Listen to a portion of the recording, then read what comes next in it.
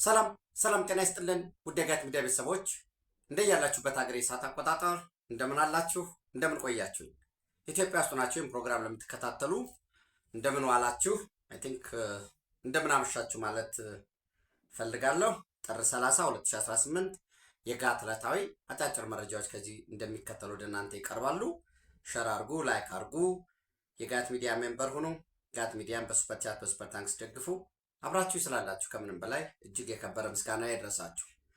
የጋት ውሎን እንደተከታተላችሁት በዛሬው ዕለት ክቡር ጠቅላይ ሚኒስትር ዶክተር አብይ አህመድ ደቡብ ወሎ ሐይቅ ከተማ 3 ኪሎ ሜትር ገደማ በታላቁ ሎጎ ሐይቅ ላይ የሎጎ ሐይቅ ሪዞርትን አስመርቀዋል። 13.3 ሄክታር መሬት ላይ ያረፈ አዲስ ሞዳሊቲ መንግስትና የግሉ ባለሀብት በቱሪዝም ዘርፉ ላይ መንግስትና የግሉ ባለሀብት በማዕድን በዲጂታል ቴክኖሎጂ በተለያዩ ዘርፎች ላይ በጋራ ለመስራት የዛ እንደ ማይልስቶን እንደ ማዕዘን ድንጋይ ሆኖ ሊያገለግል የሚችል በ13.3 ሄክታር ላይ ያረፈ የወሎን የኪነ ጥበብ የባህል የብዝሃነት ድንቅ የሆነ ትውፊት በአካባቢው ያለውንም ታሪካዊ ክንውኖችን ለማጥናት ተጨማሪ ኢንቨስትመንት ለመሳብ እንደ ማግኔት ሆኖ የሚያገለግል በገበታ ለትውልድ የለማውን አስመርቀዋል። በዚህ እንግዲህ አዲስ ልክ በፐብሊክ ፕራይቬት ፓርትነርሺፕ 3P በሚባለው የለማው እንዳልኳችሁ የአስተዳደሩን ታዋቂው ባለሀብት ብቻም አይደሉም ባለጸጋ ልንላቸው እንችላለን አቶ በላይነህ ክንዴ የቢኬጂ ግሩፕ የበላይነህ ክንዴ ግሩፕ ዋና ስራ አስፈጻሚ እሱን እንዲያስተዳድሩ እስከዛሬ ስካይላይት ሆቴሎች ነበረ የኢትዮጵያ አየር መንገድ ስካይላይት ሆቴል ግሩፕ ነበር ይህንን ግን በላይነህ ክንዴ ግሩፕ እንዲያስተዳድሩ ወይም አቶ በላይነህ እንዲያስተዳድሩ ተሰጥቷቸዋል። እንግዲህ ተጨማሪ እኔ በእርግጠኝነት ኦፍኮርስ በዛ ማስተዳደሩን በተመለከተ ኃላፊነት ሲሰጣቸው ክቡር ጠቅላይ ሚኒስትር ዶክተር አብይ አህመድ ተጨማሪ ሀብት ወደ ወሎ እንድትስብ አቶ በላይነህ ከጠየቅነው በላይ የሰራ ከከፈልነው በላይ በገበታ ለትውልድ የቢኬጂ ግሩፕ አንድ አካል የሆነው ኮንስትራክሽኑ ያንን ቢገነባም ከተከፈለው በላይ ነው አልቆ የሰራው 100 ብር ተከፍሎት ሊሆን ይችላል ድርጅቱ ለሆነች አይተም ግን በባለጸግነት የኔ ነው የኛ ነው የኢትዮጵያ ነው የመጪው ትውልድ ነው በሚል አልቆ ተጨንቆ ተጠቦ ነው የሰራው። ተጨማሪ ሀብትም እንድታመጣ ወደ አካባቢው ብለዋል ወይም ብለው አደራ ሰጥተዋቸዋል። ስለዚህ እንደምታውቁት ባህር ዳር ቀበሌ 8 ከአማራ ብሔራዊ ክልላዊ መንግስት ምክር ቤት ጎን እና ከባህር ዳር ጨርቃጨርቅ ፋብሪካ ጎን የታላቁን የአባይ ወንዝን ተንተርሶ ሂልተን ባህር ዳር ግንባታው እየተፋጠነ ነው። ያው በአንዳንድ ምክንያት ዘገየ እንጂ በአጭር ጊዜ ማለቅ ነበረበት። በተያዘው የፕሮጀክት አፈጻጸም እቅድ በአጭር ጊዜ ማለቅ ነው የነበረበት። ዞሮ ዞሮ ሂልተን ባህር ዳር ግንባታው እየተፋጠነ ነው ያለው። በቅርቡም ጉብኝት ተደርጎለታል። ስለዚህ ሂልተን ደሴ እጠብቃለሁ እኔ ፐርሰናሊ ሂልተን ደሴ ሂልተን ኮምቦልቻ ሂልተን ወልዲያ ያንን አካባቢ ተጨማሪ ሀብት መምጣት አለበት። ሰው የሂልተን ግሩፕ ሂልተን ባህር ዳር ግሩፕ አስተሳስሮ በሂልተን የአገልግሎት አሰጣጥ ስታንዳርድ የሎጎ ሐይቅ ሪዞርት ኦፕሬት የሚያደርግ ይሆናል። በተመሳሳይ ኮምቦልቻ ላይ ደሴ ላይ በዛው በሐይቅ ከተማም ሰፋፊ ሀብት በማምጣት ለራሳቸውን ጠቅመው አካባቢውን የስራ ዕድል የሚፈጥሩበት የሚጠቅሙበት ሁኔታ ይፈጠራል። ይሄ ዛሬ ክቡር ጠቅላይ ሚኒስትር ዶክተር አብይ አህመድ የተከተሉት አካሄድ የሚነግረን ኢምፕሊኬሽን አለ። እስከዛሬ ስካይላይት የያዛቸው ይኖራሉ። ስለዚህ ጅማ ላይ የሚገነባው በፐብሊክ ፕራይቬት ፓርትነርሺፕ የሚሳተፉ ወደፊት መንግስት አበርክቶ ያደርጋል። የግል ባለሀብቱ በጋራ የሚሰራ ከሆነ ያንን የማሸጋገር ገበያ መፈለግ ኢንጌጅመንቱ ላይ ይሄ መንግስት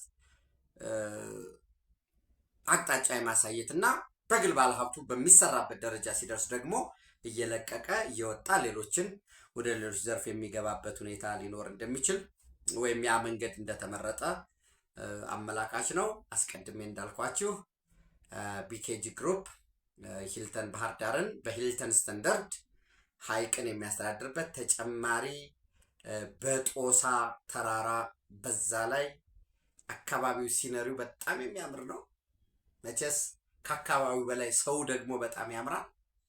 ሙስሊሙ፣ ክርስቲያኑ፣ ፕሮቴስታንቱ፣ ካቶሊኩ፣ አፋሩ፣ አርጎባው፣ ወሎየው፣ ኦሮሞው በጋራ ትግሬው በጋራ ተቀናጅቶ ያ ትልቅ የስልጣኔ ማዕከል የነበረው የነ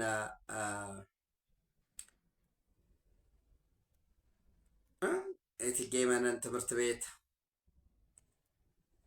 የሲሂን ወይዘሮ ሲሂን እቴጌ መነን አዲስ አበባ ነው። ወይዘሮ ሲሂን ትምህርት ቤት የጠየፍ አዳራሽ ያንን አካባቢ የሚያስተሳስር ቀጣይ የቱሪዝም መዳረሻ የኪነ ጥበብ ምንድነው የጥበብ መዳረሻ የሚሆን በጦሳ ላይ ሂልተን ጦሳ፣ ሂልተን ደሴ፣ ሂልተን ኮምቦልቻ፣ ሂልተን ወልዲያ፣ ሂልተን ላሊበላ ጠብቃለሁ። በጣም ጅምሩ መልካም ነው ለማለት ነው። እንግዲህ በዛሬው ዕለት ተመርቋል። ይሄ መመረቁ የሆቴል ብቻ አይደለም የሚሆነው ጉዳዩ ሰርቪስን በዛ የሚሰለጥኑ በዛ የሚሰሩ ወጣቶች የሚቀጠሩ አገልግሎት የሚያቀርቡ በትስስር ካስጎብኚዎች ጀምሮ ሰፊ የገበያ ዕድል እንደሚፈጥር ተስፋ አደርጋለሁኝ። ይህንን ካልኩኝ አጠቃላይ ወደ ሰሜኑ የሀገራችን ክፍል ስንሄድ የቀድሞው ኢታማዦር ሹም ጀነራል ሳሞራ የኑስ አንድ መልእክት በጋዜጣ ፕላስ አስተላልፈዋል። ስርዓት አልበኝነትን ያነገሱ ጥቂት ግለሰቦች ላይ መንግስት እርምጃ በመውሰድ ትግራይ ውስጥ አስተማማኝ ሰላም ማስፈን አለበት በሚል መልእክት አስተላልፈዋል። አይ ቲንክ ይሄ የሁሉም ሰላም ወዳድ ፍላጎት ነው ብዬ አምናለሁ።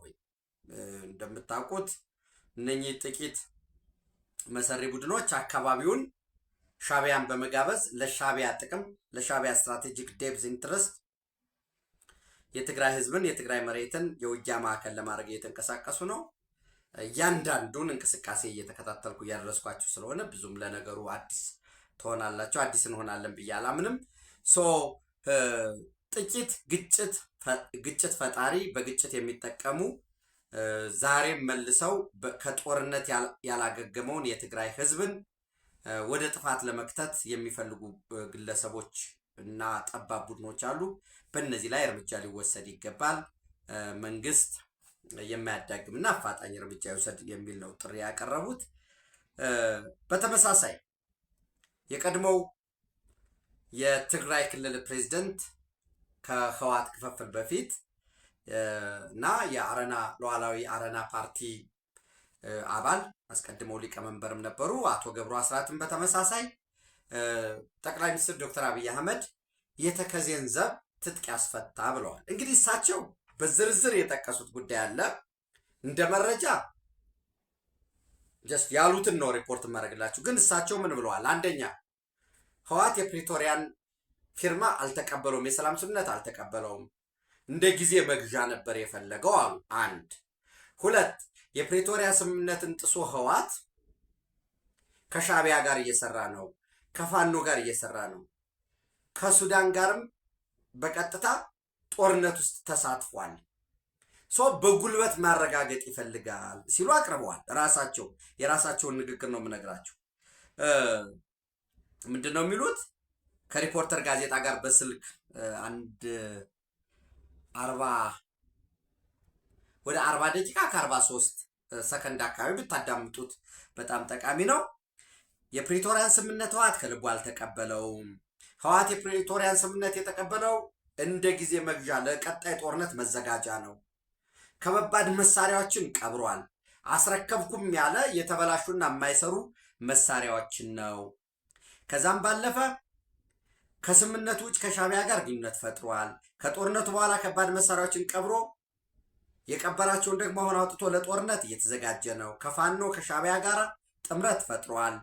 ከውጭም ከውስጥም ካሉ ኃይሎች ጋራ በቅጥረኛ ወታደርነት እያቀረበ ነው። ወታደሮችን በቅጥረኝነት እየሸጠ ገንዘብ እያገኘ ነው። ሰላም ጠል ናቸው የህወሓት አመራሮች።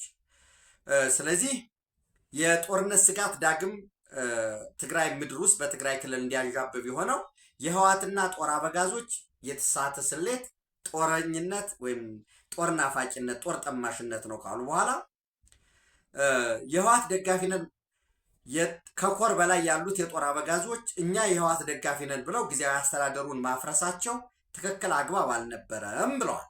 ይህን ካሉ በኋላ በወልቃይት በአሁኑ ወቅት በመቶ ሺዎች የሚቆጠሩ ታጣቂዎች ራሳቸውን የተከዜ ዘብ ብለው የሚጠሩ አሉ። ሰልጥነዋል፣ እየሰለጠኑም ነው። የፌዴራል መንግስት ቲዲኤፍን ብቻ ሳይሆን ምዕራብ ትግራይን የተቆጣጠሩ የአማራ ታጣቂዎችንም ጭምር ትጥቅ ማስፈታት አለበት ብለዋል። እኔ በመርህ ደረጃ ችግር የለብኝ፣ እውነት ነው። ህዝብ መታጠቅ ያለበት የስራ ፍላጎት፣ የግብርና መሳሪያ፣ መምህር ከሆነ ደግሞ እስክሪብቶ፣ ሀሳቡን ነው ማስታጠቅ ያለበት። ነገር ግን እርሳቸው እንዳነሱት አሁን ይሄ ቲዲኤፍ ቀድሞ ይፍታ የተከዜ ዘብ ቀድሞ ይፍታ አይደለም። እኔ አሁን እዛ ውስጥ የፕራዮሪቲ ጉዳይ አይደለም። ነገር ግን ይሄ ጽንፈኛ የሚሉት ከፋኖም ጋር ከሻዕቢያም ጋር ትጥቅ ሰዎችን በመርሰነሪነት በቅጥረኝነት የትግራይ ወንድሞቻችን እህቶቻችንን ልጆቻችንን በጦርነት እየማገደ በዶላር እየሸጠ ዶላር እየተቀበለ ያ ገንዘብ ደግሞ ወደ ውጭ በውጭ በተከፈቱ አካውንት እየገባ በነ ዳዊት ገብረ እግዚአብሔር በነ ፈትሎ ገብረ እግዚአብሔር ወንድም የጦር መግዣ ዋለ፣ የሳተላይት ኪራይ ዋለ፣ ለሎቢ ተከፈለ ይባላል። ጥቂቶች ናቸው የሚከብሩበት። ለዛ ቡድን ለነ ፈትሎ ወርቅ፣ ለነ ስባት፣ ለነ ደብረ ጽዮን ለዛ ፖለቲካው ሚሊተሪ ለሆነው ቡድንና ለህወሓት ለስባት ዳይናስቲ በውጭ ለሚኖሩ ልጆቻቸው የትምህርት ቤት የቤት የቅንጦት ክፍያ ነው የሚውለው። ውድ በሚባሉ ትምህርት ቤቶች ነው የሚማሩ። እኔ ለምን ተማሩ ለምን አስተማሩ የሚል አጀንዳ ያለኝም። ሆኖለት ሁሉም ትግራዋይ፣ ሁሉም የትግራይ ልጅ፣ ሁሉም የኦሮሞ የአማራ ልጅ ልጆቻቸውን በዛ ብናስተምር ሁላችንም አቅም ቢኖረን ጥሩ ነው። ክፋት የሚሆነው ግን የነሱ ልጆች የማይሞቱበት የነሱ ልጆች የማይቀጠሩበት ጦርነት ለትግራይ ህዝብ ይጋብዙለታል። ስለዚህ መሆን ያለበት እኔ ክቡር አቶ ገብሩ አስራት በጣም ማከብራቸው ማደንቃቸው ሰው ነኝ። በወቅታዊ በእያንዳንዱ ጉዳዮች ላይ ስክነት የተሞላበት አሻጋሪ ሀሳብ አስተያየት በመስጠት የሚታወቁ ናቸው። መባል እንዴ ቢሉ ደስ ይለኝ የነበረው በህዝበ ውሳኔ ህዝብን ማዕከል ባደረገ መልኩ የወልቃይት ጠገዴ ሰቲት ሁመራ ጉዳይ መፈታት መቻል አለበት እንጂ ከዛ ውጭ ቲዲኤፍ ትጥቅ ከፈታ የተከዜ ዘብ የሚባለው በነገራችን ላይ ለራስ ቆርሶ ያሳንሱ እንዳይሆን የተከዜ ዘብ ማለት የመንግስት በዛው በአካባቢው ያለው የሚሊሻ አደረጃጀት ነው። አርሶ አደሮች ናቸው፣ ነዋሪዎች ናቸው። ለዳግም ባርነት ከዚህ በኋላ ተላልፈን አንሰጥም። በባለፉት ኦልሞስት 5 ዓመታት ያገኘነውን ነፃነት በቋንቋችን እንናገራለን፣ ባህላችን እናራምዳለን። ልቅሶን በምንፈልገው ቋንቋ እናለቅሳለን፣ በምንፈልገው አገልግሎት እናገኛለን። ብዝሃነት አለ፣ የቋንቋ ብዝሃነት አለ፣ የሃይማኖት ብዝሃነት አለ፣ የማንነት ብዝሃነትም አለ። እንደምታውቁት ያው ወልቃይት ጠገዴ ሰቲት ሁመራ ሱዳኖች አሉበት፣ ትግሬዎች አሉበት፣ ወልቃይቴዎች አሉበት፣ አማራው አለበት። ሰፊ መሬት ነው። ካሽክሮፕ የሚመረትበት የኮመርሻል ፋርሚንግ በአንጻራዊነት ያለበት አካባቢ ነው። ቀን ሰራተኛ ከሁሉም ከአራቱም ማዕዘን የሚሄድበት ነው። ጥጥም ይለቅመዋል። ይሄ ሳሉግ የሚባለው ሳምሪ የሚባለው ሰፊ ቦታ ሰው በህዝበ ውሳኔ ከተወሰነ ይሄ የተደራጀ ሚሊሻ ሲጀመርም በአንድ እጁ ማረሻ በአንድ እጁ መተኮሻ ክላሽ ይዞ ለማንነቴ ብሎ እየታገለ ያለ ነው። ይሄ ኃይል ወደ ሰላም የሚመለስበት አክቹዋሊ አሁንም ሰላም ውስጥ ነው ያለ። ደሞዝ የሚያገኘው ነገር የለም፣ ግን ሲያርስ ይውላል። ተደራጅቶ ደግሞ አካባቢውን ይጠብቃል። ሚሊሻ ነው። ይሄ የተከዜ ዘብ ትጥቅ ይፍታ ከተባለ እንግዲህ በሀገሪቱ ደረጃም ሚሊሻ መኖር የለበትም ወደሚለው አካሄድ ነው የሚወስደው። ሲጀመር እንዳልኳችሁ ማንነታቸው መብታቸው ከተከበረ በህዝቡ ከተወሰነ በዛም ሆነ በዚህ ወይም ሌላ ሶስተኛ ሞዳሊቲ ከመጣ ወደ ውጊያ የሚያስገባ ነገር የለም የሚል እምነት ነው ያለኝ። ያው የኔም እምነቴ ማለት ነው። የቀድሞው የኢትዮጵያ መከላከያ ሰራዊት ኢታማዦር ሹም ክቡር ጀነራል ሳሞራ የኑስም በተመሳሳይ ጸባጫሪዎች፣ ተለላኪዎች ዳግም ትግራይ ውስጥ ጦርነት ለመፍጠር የሚሞክሩትን እርምጃ ሊወሰድ ይገባል ያሉትም የግድ ነው። ህዝብ ለማዳን ሲባል እርምጃ መወሰዱ አይቀርም። በነገራችን ላይ ሽምግልና ብለው የመንበረ ሰላማን በርቅ ለመጨረስ ብለው ወደ ቲፒኤፍ ወደ ሀራ መሬት ሽማግሌዎች ተንቀሳቅሷል። ጥሩ ነው፣ በርቅ የሚደገፍ ነው። ግን አንድ ጥያቄ እንዲያው ምናልባት የመንበረ ሰላማ የሚደግፉ ሰዎች ካሉ ካዳመጡኝ አንዲት ነገር አለኝ። እነሱ የገፉትን እርቅ ከኢትዮጵያ ኦርቶዶክስ ተዋሕዶ ከመንበረ ተክለ ሃይማኖት ጋር እዚህ ካሉ አባቶቻቸው ጋር ለመነጋገር እርቅ አንፈልግም ብለው የገፉትን ሌሎችን ለማስታረቅ ሲሄዱ ደብል ስታንዳርድ አይሆንም ወይ የሚል እንደው የግል ዝም ብሎ አእምሮዬ ላይ አወጣ ወርዳለሁ። ግን እርቅ የሚገፋ ነገር አይደለም። በፖለቲካ ልዩነት የመጣን ጉዳይስ በሽምግልና አንተምተው ተብሎ ይፈታሉ የሚለውን ጉዳይ አብረን የምናየው ነው የሚሆነው። ምናልባት አንዳንድ ወገኖች ወንድሞቼ ከዚህ በፊት ከ2 ዓመት በፊት ወለጋ የወደቀ ድሮን ነው እያሉ ሲለጥፉ የነበሩትን በሆሮ ጉድሩ ወለጋ ዞን አቢደንጎሮ ወረዳ ጫንጮ ቀበሌ አርሶ አደር ማሳ ላይ ድሮን ወድቆ ነበር። በነገራችን ላይ በጦርነት ወቅት የማይደረግ ነገር የለም። እኔ ለምን እንደሚደንቀን አላውቅም። ምንም የተለየ ነገር የለውም። አክቹዋሊ እንዲያው ስለ ጦርነት ካሰብ ሊባለውን ይሄ የስነ ልቦና ጦርነቱ ሳይኮሎጂካል ዋርፌሩን ያሁኖ አንደኛ ጦርነቱ ጀስቲስ ነው፣ ጀስቲስ የለውም። የሚዋጋው ለማን ነው? በዛ መንገድ ድል ይገኛል ወይ? ድል ቢገኝስ ዘላቂ ይሆናሉ የሚለውን እሱን እንደየቆምንበት መስመር እንዳረዳዳችን፣ እንደ ንባባችን፣ እንደ ያዝነው እንደ ግብ ብለን እንደምናስበው ሊለያይ ይችላል። ከዛ ውጭ ግን ይሄ አቢ ደንጎሮ ሜይ 22 2024 ኦልሞስት ከዛሬ 2 ዓመት በፊት የለጠፉትን ዛሬ ላይ ያኔ ቪዲዮ ነበረው አረ እንዳይፈነዳባቸው ምናምን የሚለው አርሶ አደሮች የሚያወሩ እሱን ሚዩት አድርገው ልክ ዛሬ ወደቀ አስመስለው ያዞዙራል። እና መሬት ላይ ድል ሲርቅ የሳይበር ድል ይናፍቃሉ። ኦፍኮርስ ምንድን ነው እንዲህ ማድረግ የሚፈለገው አቴንሽን ዳይቨርት የማድረግ ወደ ሪአክቲቭ ፕሮፓጋንዳ አፕሮች ውስጥ እንዲገባ የማድረግ ቴክኒክ ይመስለኛል። ዞሮ እንዳልኳችሁ በምስራቅ ጎጃም፣ ሰሜን ወሎ፣ ደቡብ ወሎ፣ በሸዋ በሁለቱም ሸዋ በሰሜን ሸዋ የአማራ ክልልን እንዲሁም ሰሜን ሸዋ የኦሮሚያ ክልል ሰፋፊ መጠነ ሰፊ እርምጃ እየተወሰደ ነው። እየተገኘ ያለው ድል እጅግ የሚገርም ነው። እጅግ የሚገርም ነው። በነገራችን ላይ አሁን የአፋብን የአማራ ፋኖ ብሔራዊ ንቅናቄ አመራር ሆነው የተመደቡ እጅ ለመስጠት ማስተማመኛ ጋራንት ስጡን እያሉ ያሉበት አለ። እንግዲህ ሆፕፉሊ አጠቃላይ የተጠቃለለ የተገኘውን ውጤት በተመለከተ በቀጣይ 2-3 ቀን ሰኞ ማክሰኞ በሚመለከተው በኩል የሚገለጥ ይመስለኛል። ሰፋፊ የሆነ ድል እየተገኘ ነው እና እሱን ለመሸፈን ፓኒክም ስላደረጉ ሌላ ዝም ብሎ አጀንዳ መወርወራቸው ነው። እና እንግዲህ እንዲያው ያሳዝናሉ።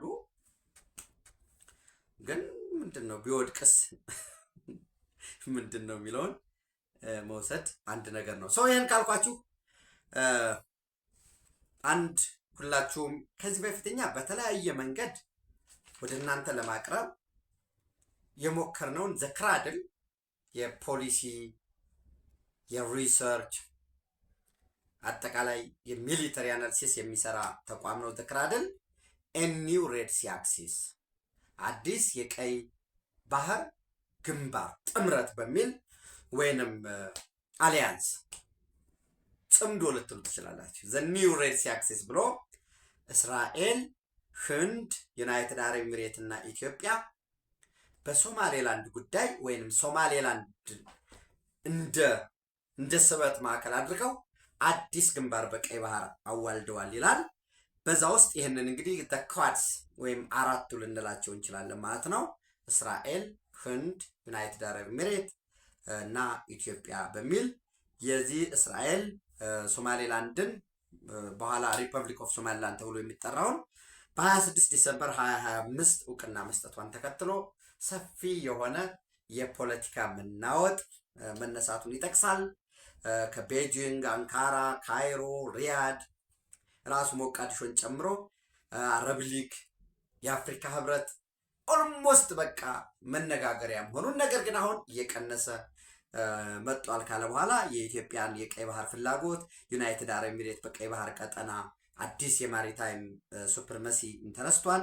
ህንድ የኢንዲያ ሚድል ኢስት ኢሮፕ ኢኮኖሚክ ኮሪደር ወይም አይኤምኢሲ ኢንዲያ ሚድል ኢስት ኢኮኖሚክ ኮሪደር ከህንድ ተነስቶ በዩናይትድ አረብ ኤሚሬትን ኢቭን ኢትዮጵያን ሁሉ የሚያካትት የሸቀጦች የምርት ሰፊ ልክ እንደ ቻይና ዋን ቤልት ሮድ ፕሮጀክት እንደሚባለው ከዛ ባለፈ እስራኤል በዛው በቀጠናው የማሪታይም ሴኩሪቲ በተለይ ከኢራን ጋር ባላት ፍልሚያ የየመን ሀውቲ ወደ እስራኤል የሚሄዱና የሚመለሱ የንግድ መርከቦችን ጥቃት እየፈጸመ እንግዲህ ኤላይት ወደብ ላይ የነበረውንም የምታውቁት ነው። ይህም በማድረጉ የሴኩሪቲ የሰርቪላንስ ፍላጎት አላት ብሎ ያስቀምጣል። በዚህ ምክንያት አዲስ ግንባር ተፈጥሯል ይላል። በሌላ መልኩ ደግሞ እንዳልኳችሁ ሳውዲ አረቢያ፣ ቱርክ፣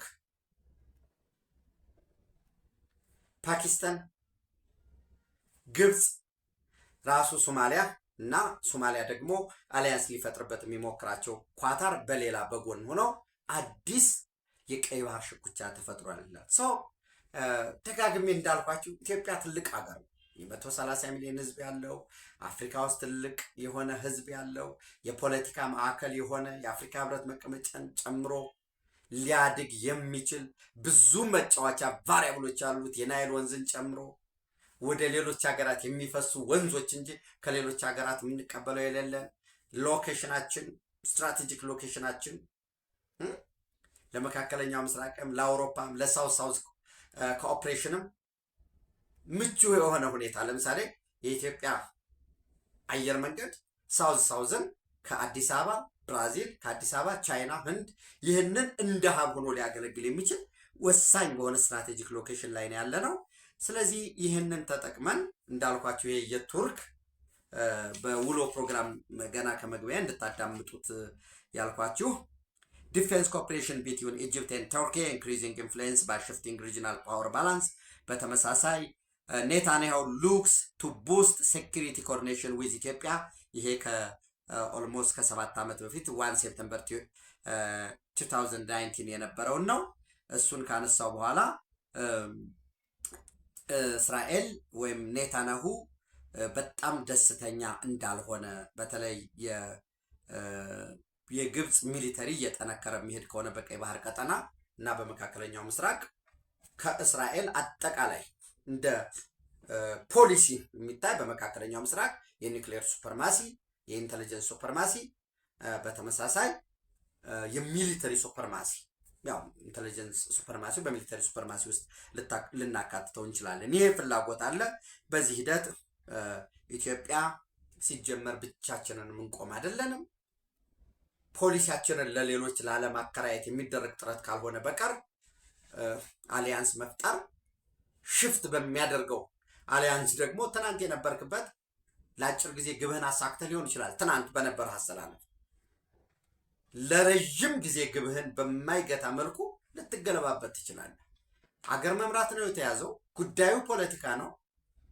የሃይማኖትን ወይ እውነት እንደዚህ ነው ወይ ውሸት እንደዚህ ነው ወይ ሰኞ እንዲህ ተብሎ ነበር ማክሰኞ እንዲህ ተባለ ምናምን የሚሉ አንደኛ ሆም ብለው አላማ ያላቸው መንግስትና ህዝብን መሪና ህዝብን ለመነጣጠል የሚፈልጉ መሰሪዎች ናቸው። ሁለተኛው ደግሞ ፖለቲካ ማለት ምን ማለት እንዳልሆነ መረዳት የሌላቸው እንደምታውቁት የፖለቲካ ትምህርት ምንም ብዙም እየተሰጠ አይደለም እኛ ሀገር ላይ። ያው ፕሮፌሽናልስ ይኖራሉ ወደ ኤኒዌይስ ሶ እኔ ሬድ ሲ አክሲስ እስራኤል፣ ኢንዲያ፣ ዩኤኢ፣ ኢትዮጵያ ኮንቨርጅ ኢን ሶማሌላንድ በሚል ትናንት ፌብሩዋሪ 6 2026 የወጣውን ብታነቡ ቀይ ባህር ኢትዮጵያ ወደ ቀይ ባህር እንድትመለስ መፈለግ የኛ ብቻ አጀንዳ አይደለም። በዚህ ላይ በነገራችን ላይ በትናንትናው ዕለት የሶማሊያ ፌዴራል መንግስት ፕሬዚደንት ሐሰን ሼክ መሐመድ ኳታር ዶሃ ቀርበዋል ገብተዋል። ዛሬ አልጀዚራ ፎረም 17 የሚባል ቆይታ አድርገው ነበረ ዛሬ ቅዳሜ። በዛ ለማዳመጥ በሞከርኩት እስራኤል ለሶማሊላንድ የሰጠችው እውቅና ፍጹም ተቀባይነት የለውም። እስራኤል በዚህ ተግባሯ የምትገፋበት ከሆነ የአፍሪካ ቀንድን ወደ ግጭት ቀጠና ትቀይረዋለች በሚል ንግግር አድርገዋል። ወደ ኳታር ዶሃ የተጓዙት ከዩናይትድ አረብ ኤሚሬት ጋር የነበራቸውን ወታደራዊ፣ የልማት፣ የፋይናንስ፣ የሴኪሪቲ፣ ኢንቨስትመንት እና ማሪታይም በሙሉ ስላቋረጡ በዩናይትድ አረብ ኤሚሬት ምትክ አስፈላጊውን የሆነ ወታደራዊም፣ የደህንነትም፣ ኢንቴሊጀንስ፣ የፋይናንስ፣ የሴኪሪቲ ድጋፍ ከኳታር ለማግኘት ነው። ምናልባት በኳታር ቆይታቸው ከኳታር ንጉስ ግርማዊ ሼህ ታሚም አልታኒ ጋር ጨምሮ ከሌሎች የኳታር ከፍተኛ መንግስት ባለስልጣናት ጋር እንደሚገናኙ ይጠበቃል። የሶማሊያ ታችኛው ምክር ቤት 17 ገደማ የሚሆኑ የህግ አውጪው አባላትን አግዷል። እሱም ማገድ ብቻም አይደለም። በዛሬው ዕለት በስብሰባው በተፈጠረ 19 ናቸው የታገዱት። 19 ሎ ሜከሮች ናቸው የታገዱት። ዛሬ በነበረው ስብሰባ ጋርዌ ኦንላይን ዛሬ ባወጣው ሪፖርት ምንድን ነው የሚለው? የባንዴር ፖሊስ እዛ ምንድን ነው ልክ የምክር ቤቱ ያለበት የሞቃዲሾ የዛ ሪጂናል ፖሊስ ኮማንደር ሞአሊም ማህድ ከውጭ ነው ከምክር ቤቱ ከአዳራሹ ውጭ ነው ሲያስተባብሩ ነበር። በተለይ አንዲት የምክር ቤት ሴት አባልን አልጀርሊ አሶልትድ ምንድን ነው ጥቃት በመፈጸማቸው ምክንያት ስብሰባው እንደተቋረጠ፣ በተለይ ይህን ህገ መንግስት ማሻሻልን ተከትሎ ከተቃዋሚዎች በኩል ከፍተኛ ግጭት እየገጠመው ነው ያለው። ግብፅም አለሁ መጣሁ በሚል ለናይል ማስፈራሪያ ካልሆነ በቀር ለሶማሊያ ልደርስ አትችልም። እስካሁን ወደ 1100 ምናምን አካባቢ በአውሶም በአፍሪካ ዩኒየን ሰፖርት ኤንድ ስታቢላይዜሽን ሚሽን እንድታሰፈር ይጠበቅ ነበር። እስካሁን 100 ገደማ ዝም ብሎ መሰረታዊ ድጋፍ የሚሰጡት ነው የቀረበው ያለው።